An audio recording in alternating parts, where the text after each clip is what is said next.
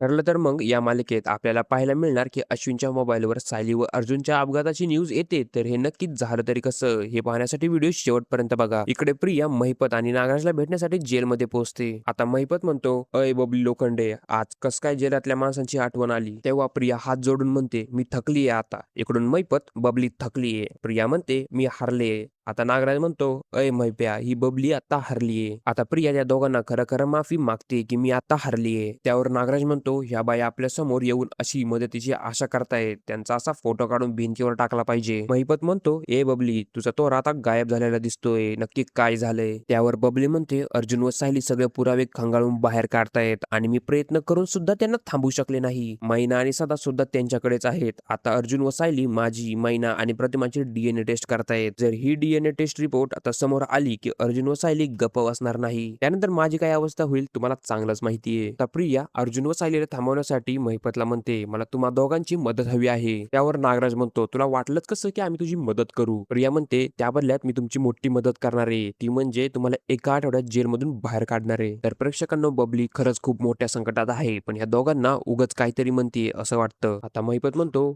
"अय नाग्या, त्या बबलीने बघ किती मोठा जोक केलाय." तेव्हा प्रिया म्हणते, "मी खरंच सांगते, कारण साक्षीने एकही वकील शोधला नाही, कारण तिच्याच मागे पोलीस आहेत.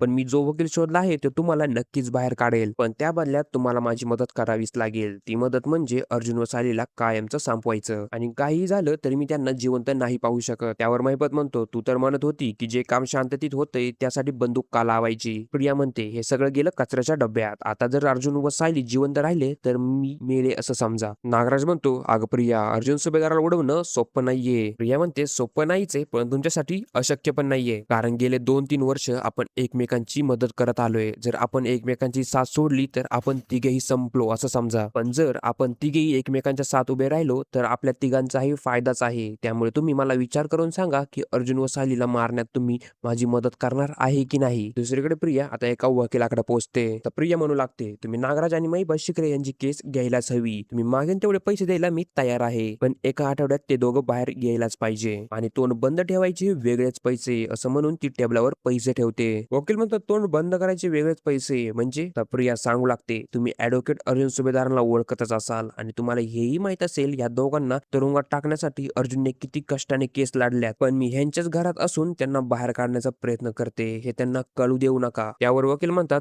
"आम्ही कधीच कोणाशी असं बोलत नाही." आता वकील म्हणतात, "ह्या दोघांना जामिनावर सोडवणं अशक्य आहे. पण मी महिपत शिकरेला एका आठवड्यात नक्कीच सोडेल. पण नागराज किल्लेदार यांचे गुन्हे असे आहेत की तुम्ही त्यांना सोडवण्याचा प्रयत्नही करू नये." त्यावर प्रिया म्हणते, "तुम्ही जरी त्या दोघांचे वकील असला ना, तरी मी सांगेन तेच करायचे आहे. कारण पैसे मी तुम्हाला देतीये." वकील म्हणतो, "मला काहीतरी वेगळंच करायचं आहे का?" आता प्रिया त्या वकिलाला प्लॅन सांगू लागते, पण तो आपल्याला दाखवला नाही. तर प्रेक्षकांनो, पुढील एपिसोडमध्ये अश्विनच्या मोबाईलवर न्यूज आलेली असते, की अर्जुन सुभेदार व सायली सुभेदार या दोघांचा अपघातामध्ये मृत्यू झाला आहे. तर दुसरीकडे प्रिया खरंच महिपतला व नागराजला जेलमधून सोडवणार का? हे पाहण्यासाठी आपल्या चॅनलला सबस्क्राईब नक्की करा.